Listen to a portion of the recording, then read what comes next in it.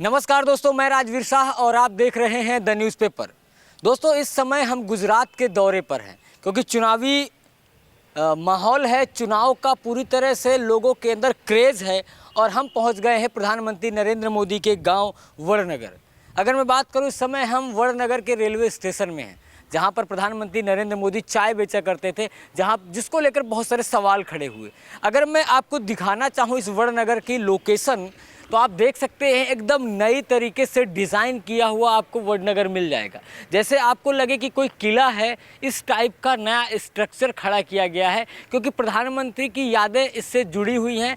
और इसी मुद्दे पर चर्चा करने के लिए हमारे साथ हमारे साथी, हमारी टीम के मेंबर अंकित सिंह ठाकुर हैं और अंकित से भी इस विषय को लेकर चर्चा करेंगे। लेकिन तो समझते हैं आखिरकार ये वड़नगर है क्या, वड़नगर में प्रधानमंत्री ने क्या किया, क्योंकि जो सवाल खड़े हुए अंकित, मैं समझने की कोशिश करूँ, ये वड़नगर का वही रेलवे स्टेशन है जहां पर विपक्ष बार बार सवाल खड़े करता रहा कि प्रधानमंत्री ने कभी चाय नहीं बेची।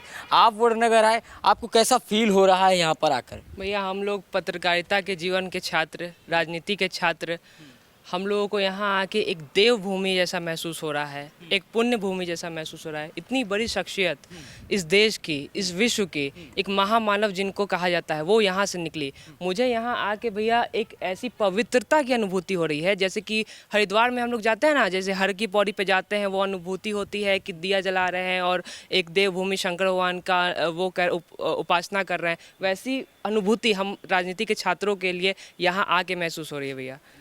तो आप समझ सकते हैं ये वड़नगर का रेलवे स्टेशन है और यहाँ पर बड़ी शांति है। ये शांति की बात करें, इतना शांति है कि यहाँ पर कोई आपको देखने को नहीं मिलेगा। और एकदम स्वच्छता की बात करें तो स्वच्छता पर विशेष ध्यान दिया गया है और यहाँ पर बहुत अच्छे से इसको आर्किटेक्ट किया गया है, बहुत अच्छे से इसको संभाला गया है कि इसकी जो छवि है वो ख़राब ना हो। क्योंकि प्रधानमंत्री जो 2014 से 2014 जीते, 2019 जीते और 2024 की जीतने की रेस में है। क्योंकि विपक्ष जिस तरह से प्रधानमंत्री को लेकर हमलावर हो रहा है वो तो अपने आप में एक अलग महत्व है, लेकिन उनके गांव वड़नगर पहुंचना ये भी अपने आप में बहुत ही बड़ा एक गर्व की बात है कि जो भारत के प्रधानमंत्री हो, उनका गांव हो, वो रेलवे स्टेशन हो जहां से उन्होंने अपना एक कैरियर की शुरुआत की बात करेंगे। जब वो अपने पिता के साथ यहाँ पर चाय बेचते थे, वो आज आपको वो स्टॉल भी दिखाएंगे क्योंकि वो उस स्टॉल को बहुत ही संजो कर रखा गया है। ये अगर बात करूँ, ये लॉन है रेलवे स्टेशन का जहाँ पर आप सीधा देख सकते हैं, एकदम स्वच्छ सुंदर लॉन है। कचरे की व्यवस्था के लिए यहाँ पर दो सूखा और गीला कचरे के लिए यहाँ पर 2 बॉक्स रखे गए हैं जिसमें डस्टबिन है, जिसमें आप डाल सकते हैं। बहुत ही सुंदर तरीके से वड़नगर के रेलवे स्टेशन को संजो कर रखा गया है। और ये रेलवे स्टेशन के अगर बात करूँ, ये प्लेटफॉर्म का इस समय हिस्सा आप देख रहे हैं, ये प्लेटफॉर्म का सीधा हिस्सा है।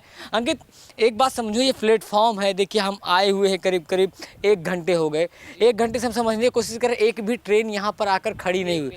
तो कैसा लग रहा है कि एक पहले के समय में तो भाप के इंजन चलते थे और यहाँ पर लोग चाय बेचते थे, प्रधानमंत्री हमारे खुद चाय बेचते थे, तो कैसा फील हो रहा है भैया? कैसा फील हो रहा है, ये 21वीं सदी है भैया। 2022 में हम लोग इलेक्शन कवर करने आए हुए हैं। सोचिए वो तब का समय, तब का काल, आज से 50 साल पहले, जब 2 ट्रेनें, एक रात की ट्रेन और एक सुबह की ट्रेन आती थी।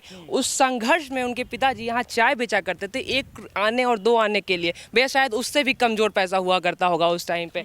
बताइए वो क्या संघर्ष रहा होगा उस व्यक्ति का, जो एक ट्रेन के लिए अपना स्कूल छोड़ के उतनी दूर से आता था अपने पिता का हाथ बचाने के लिए। और रात में एक बार अपनी माँ का हाथ बताने भी हम लोग ऐसा सुनते हैं, चर्चाएं होती हैं कि अपने माँ का हाथ भी वो दवाई बनाने में करते थे भैया।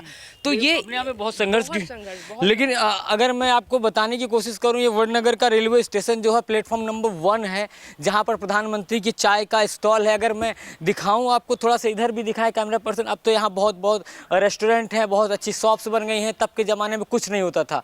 अब मैं आपको वो दिखाने जा रहा हूँ, वो चाय की दुकान जहाँ पर प्रधानमंत्री चाय बेचते थे। अगर कैमरा पर्सन से बोलूँगा तो सीधा आपको दिखा सकते हैं, ये वही अगर बात करूं काउंटर है, वही चाय का स्टॉल है जिसको बहुत ही संजो कर रखा गया है क्योंकि प्रधानमंत्री से जुड़ा हुआ है। और प्रधानमंत्री इस बाकड़े को कहें या काउंटर कहें या लॉरी कहें या कुछ भी कहें, स्टॉल कहें, यहाँ पर वो चाय बेचते थे।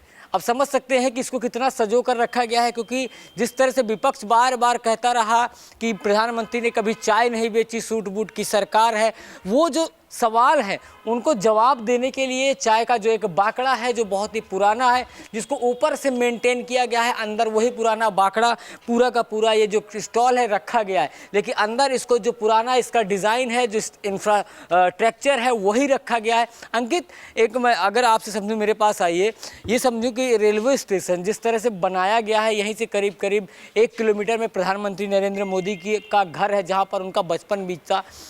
तो जो ये डिस्टेंस है प्रधानमंत्री के लिए, तो 1 किलोमीटर बचपन में हम भी दौड़ के जाते थे, घूमते थे, बहुत कम है, लेकिन जो शिक्षा पाने के लिए करीब करीब 7-7, 8-8 किलोमीटर जाते थे, वो संघर्ष भी तो अपने आप में बहुत बड़ी कहानी है। बहुत बड़ी संघर्ष भैया। कहते हैं ना कि सोना जब तपता है तो वो पिघल के हम लोगों का कान का कुंडल बनाता है।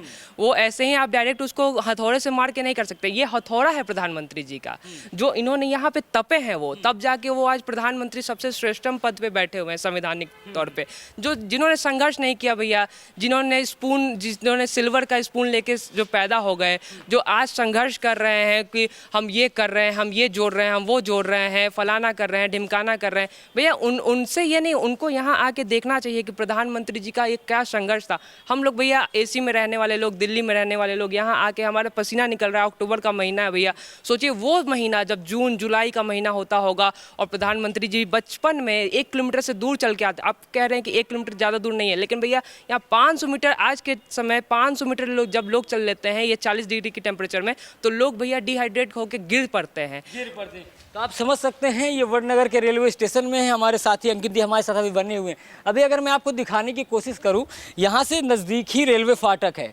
आप कैमरा पर्सन को कहूँगा जूम करें, जहाँ पर अभी रेलवे फाटक है, डेवलप नहीं हुआ, जहाँ पर अभी भी लोग आ जा रहे हैं। नॉर्मली फाटक को बंद कर दिया जाता है, अगर कोई ट्रेन या मालगाड़ी निकलती है तो फाटक को बंद कर दिया जाता है। और यहाँ पर आप देख सकते हैं कि अब धीरे धीरे लोग डेवलप हो रहे हैं। अगर अंकित, आपने और मैंने तो सैफई भी कवर किया, जहाँ पर अखिलेश यादव का गाँव कहा जाता है, सैफई को उन्होंने बहुत अच्छे से डेवलप किया। प्रधानमंत्री ने गांव को उस तरह से डेवलप क्यों नहीं किया? आपके अंदर क्या सवाल खड़े होते? क्योंकि सैफई की बात करें तो हज़ारों करोड़ रुपए, 10,000 करोड़ रुपए, 20,000 करोड़ रुपए वहाँ लगाया गया, सफारी बनाया गया, लेकिन प्रधानमंत्री का जो गांव है एकदम सिंपल और सादा, ऐसा क्या मतलब दोनों में क्या डिफरेंस देखते हैं? दिक्कत यही है ना कि वो फ्री में विश्वास नहीं करते, वो श्रम में विश्वास करते हैं। यहाँ के लोग अगर श्रम करेंगे तो अपनी मेहनत से, अपने जिज्ञासा होगा तो वो बनाएंगे।